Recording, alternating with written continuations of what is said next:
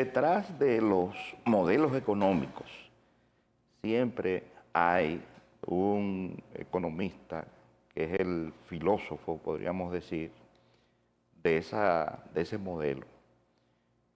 John Maynard Keynes, antes de la Segunda Guerra Mundial, fue el economista inglés que, estudiando la Gran Depresión del 29,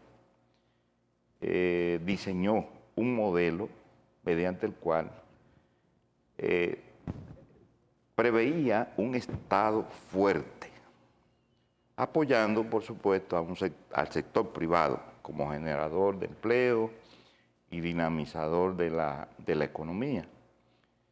Keynes sirvió de base las ideas de Keynes para el famoso New Deal o el Nuevo Acuerdo que impulsó el presidente de Estados Unidos, Franklin Delano Roosevelt.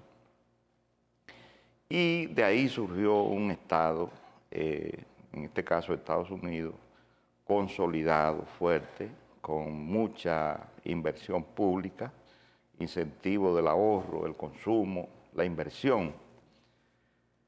Pero después, años después, otro economista ideó otro modelo que se ha dado en llamar neoliberal.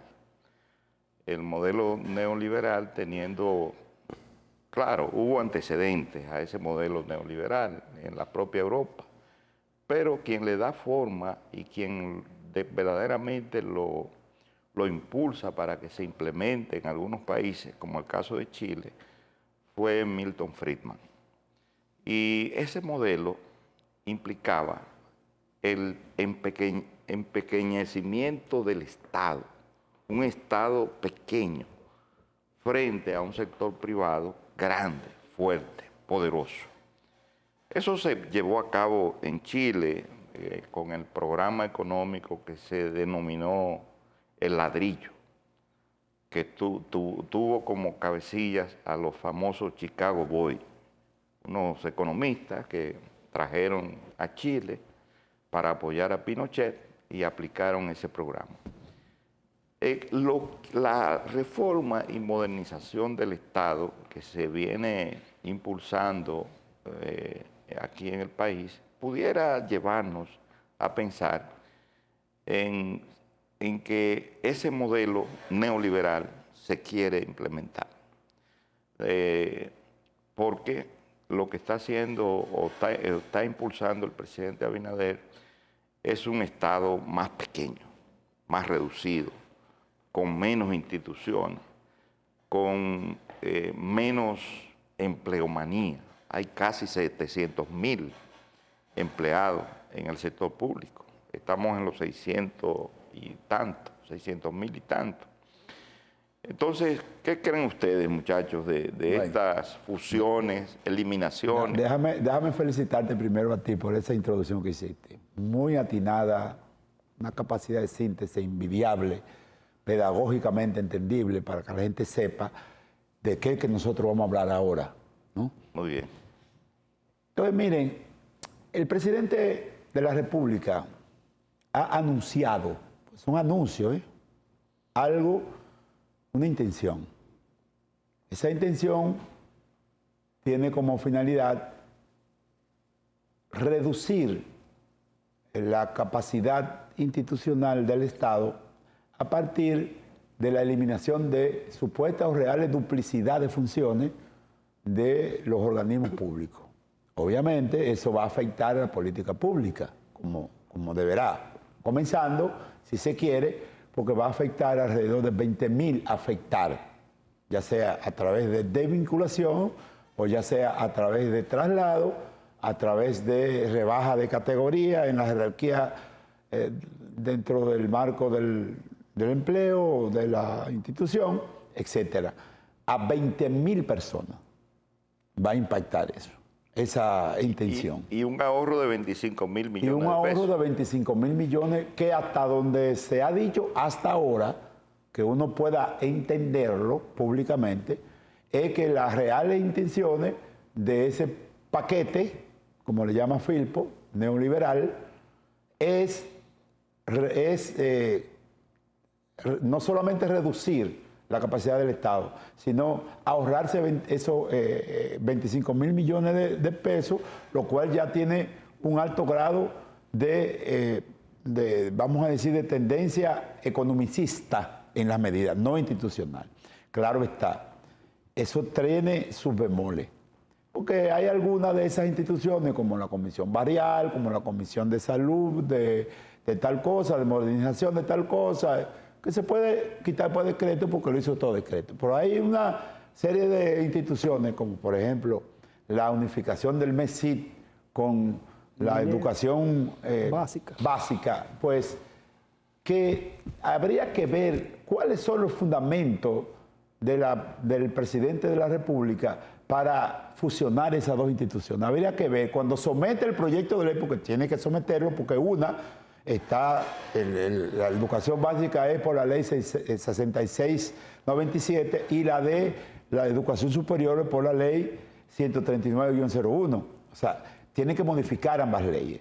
Hay que ver el proyecto de ley que va a someter sobre qué base. Igual sucede también con el Ministerio de Economía, Planificación y Desarrollo y el Ministerio de Finanzas. Hay que ver, porque ambas instituciones tienen sus leyes propias, que ver sobre qué base. Entonces, sobre la base que va a sustentar esa modificación o esa fusión, entonces uno puede opinar. Mientras tanto, ese es un proceso que el propio ministro de Administración Pública, Simon Froh, ha dicho que es un proceso que podría llevarse hasta 3 años. Fíjense lo complejo que es, que no es tan fácil como la gente piensa, ¿no? Es decir, yo preferiría, antes que emitir un juicio absoluto, ¿verdad?, de las intenciones del presidente, esperar el sometimiento ante la Cámara Legislativa, porque el propio presidente ha dicho que el 80% de esas medidas tienen que ir al Congreso.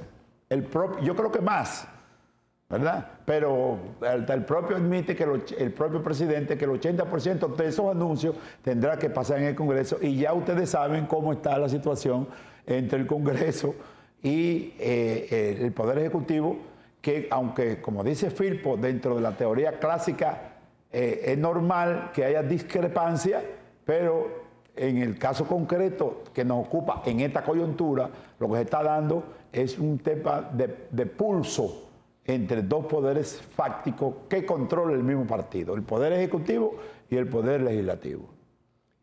La reducción del Estado empezó aquí en 1986, cuando Balaguer empezó a desmontar, por ejemplo, varios ingenios, como fue el Central Esperanza, Catarey y Montellano. Eso no fue Leonel, eso fue Balaguer en el 86.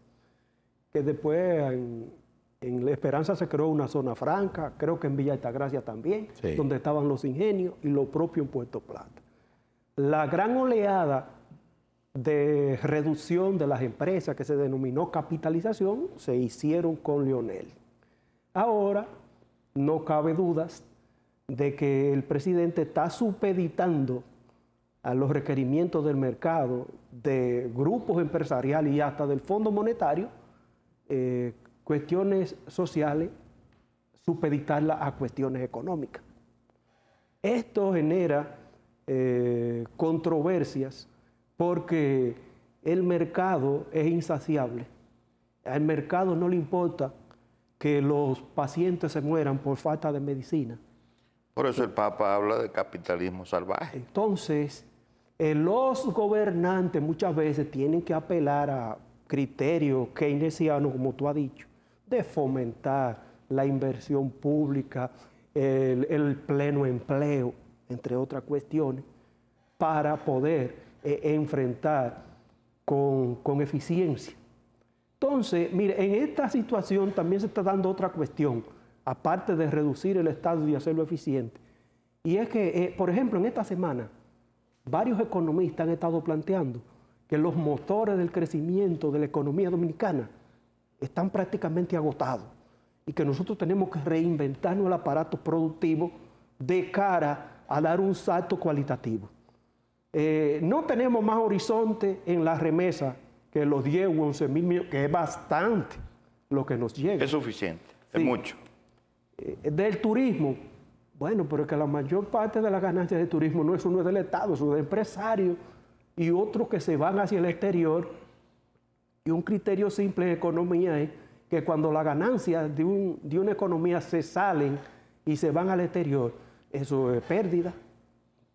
Entonces, el gobierno... Zona Franca también Sí, sí. pasa lo mismo. El gobierno tiene muchos desafíos, porque por ejemplo, una empresaria en esta semana como que enmendaba la plana, que aquí no se planifica, que no se prevé, que ellos están como desarticulados, pero esa empresaria no tuvo el valor de decir que ellos solamente son eficientes bajo la sombrilla del Estado, que cuando le amenazan con eliminar los subsidios, ellos se rebelan más que los pobres de Guachupita, de Gualey, de Cienfuegos y otros lugares.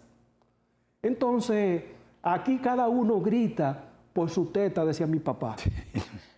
Y el Estado tiene que tomar medidas profilácticas, pero sin claudicar en el asunto de la justicia social. Aquí hay mucha gente que no puede comprar los medicamentos. Aquí hay mucha gente que se acuesta sin cenar. El Papa Francisco en esta semana decía que los ricos deben distribuir su bien y pagar sus impuestos, de cara a tener una sociedad más justa.